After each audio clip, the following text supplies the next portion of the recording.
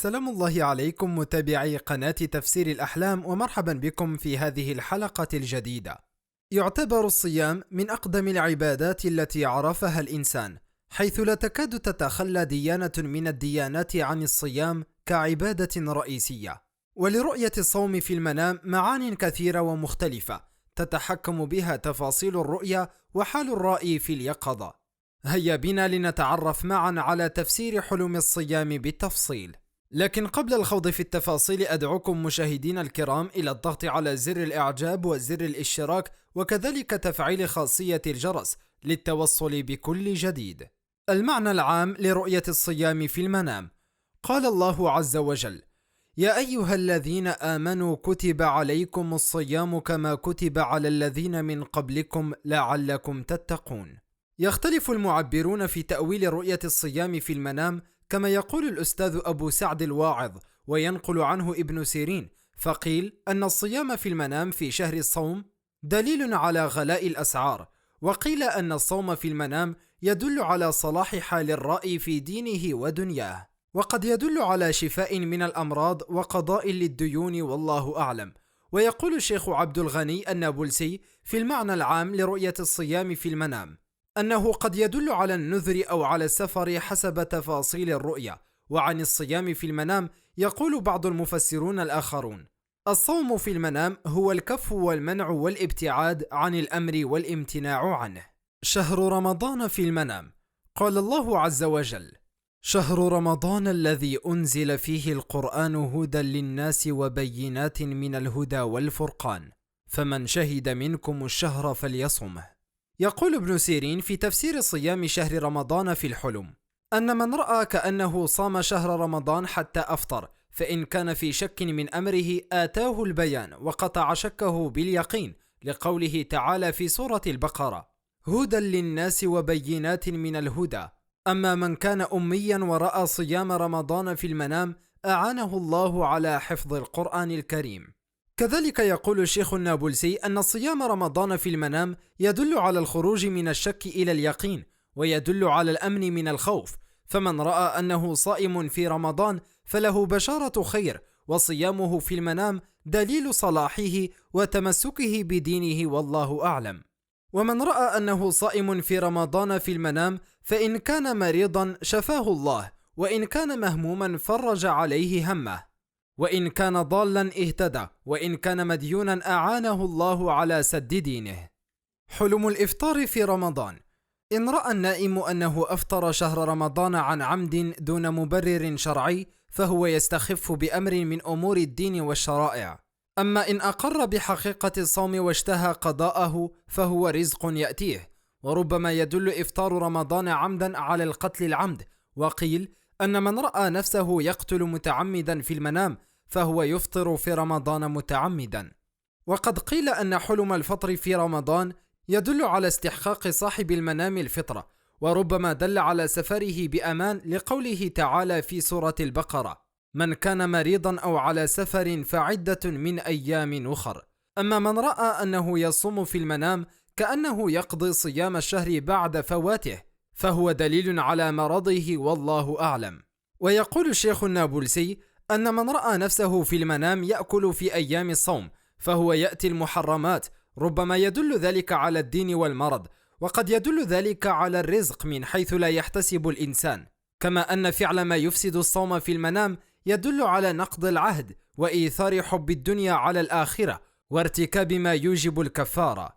وعن صيام رمضان في المنام يقول بعض المفسرون: من رأى في منامه أنه في شهر رمضان وهو صائم فليمنع نفسه من اللغو، وعليه أن يلازم قراءة القرآن الكريم. أما من رأى أنه أفطر في يوم من أيام رمضان فإنه قد يسافر أو يتعرض لوعكة صحية إن كان الرأي صالحا، وإن كان غير ذلك فهو يتجرأ على حرمات الله. من رأى أن الناس صائمون وهو مفطر في المنام فإنه يخالف العادات والتقاليد ولا يحترم حقوق المجتمع، فإن رأى أن الناس مفطرون وهو صائم دل ذلك على أنه يعتزل الناس ويجتنب الفتن، والله أعلم. الصيام في المنام حسب وضع الرائي: يختلف تفسير الصيام في المنام حسب حال الرائي كما يقول المفسرون، فإن رأى التاجر أنه صائم في المنام فهو كساد في تجارته، وإن رأى صاحب حرفة أنه صائم في الحلم فهو يتقن عمله. أما رؤية الصيام في المنام لطالب العلم فدلالة على أنه لا يفهم ما يتعلم. وإن رأى الطبيب أنه صائم في المنام يجب عليه أن يعيد تشخيص مرضاه.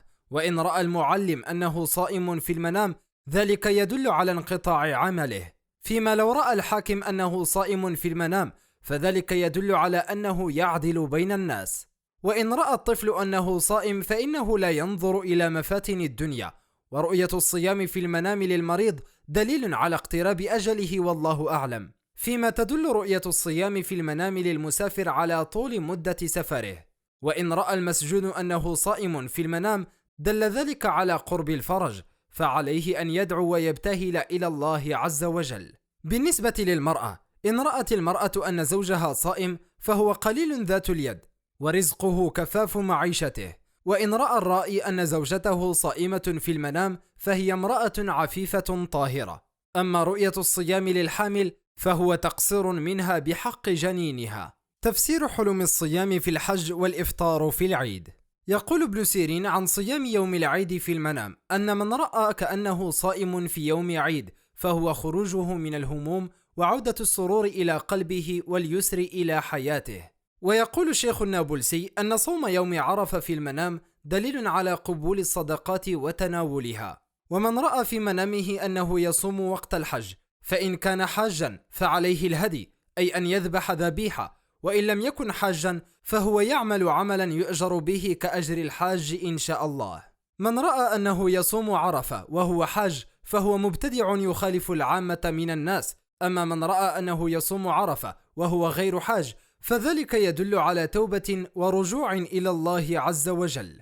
من رأى أنه يصوم عيد الفطر في المنام فذلك يدل على أنه يخالف شرع الله ويشرع أمور من عنده. فيما لو رأى الإنسان في منامه أنه يصوم عيد الأضحى وهو حاج فقد ارتكب مخالفة في مناسك الحج. من رأى أنه يصوم عيد الأضحى وهو غير حاج إن كان ولدا فهو عاق لوالديه، وإن كان والدا فإنه لا يعين ولده على بره. وقد قال رسول الله صلى الله عليه وسلم: رحم الله من أعان ولده على بره. الصيام في غير رمضان في المنام: صيام شعبان والأيام البيض وصيام الاثنين والخميس في المنام. يقول الشيخ النابلسي في تفسير حلم الصيام في غير رمضان أن صيام 6 من شوال دليل على ترقيع الصلاة أو الندم على ما فرط. وصوم الأيام البيض في المنام دليل على تقسيط الدين أو تلقين العلم والقرآن الكريم. أما صوم العشر المحرم في المنام فدليل على الزهد والورع والحج. ومن رأى أنه يصوم 10 ذي الحجة في المنام ذلك يدل على خاتمته الصالحة، ربما يدل أيضا على إنجاز وعد يوعد به، والله أعلم. صوم الاثنين والخميس في المنام يدل على صلة الرحم والتودد إلى الأقارب بما يرضيهم والاجتماع للزواج بمن يحل من الأقارب. وصيام شهر رجب في المنام دليل خدمة الرتب العالية أو السفر. أما صيام يوم الشك في المنام دليل على ارتكاب المعاصي. ويوم الشك هو 30 من شعبان الذي يقع فيه الشك إن كان من شعبان أو رمضان. أما عن صيام عاشوراء فيقول النابلسي أنه دليل على شهود الفتن والسلامة منها، ودليل على فعل الخيرات وشهود الأعياد والمواسم. أما صيام عاشوراء للحامل في المنام فمن رأى صيام عاشوراء في المنام وكانت زوجته حامل رزقه الله ولدا صالحا ومالا حلالا. حالة أخرى لرؤية الصيام في المنام: صوم الناس من غير شيء في المنام دليل على القحط والضنك. الشيخ النابلسي. ويقول ابن سيرين: من رأى أنه صام 2 متتابعين لكفارة فإنه يتوب من ذنب هو فيه. ويقول أيضا: من صام تطوعا لم يمرض في سنته تلك، لما جاء في الخبر: صوموا تصحوا.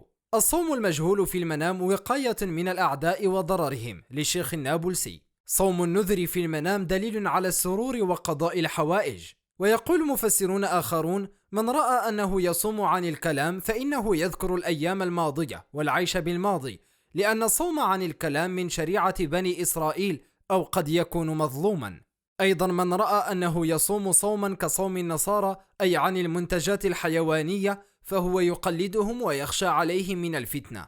كان هذا كل ما يتعلق بتفسير الصيام في المنام.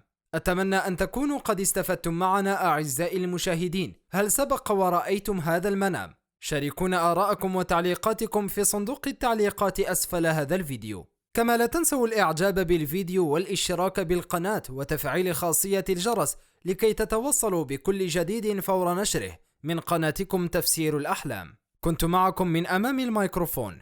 إلى اللقاء.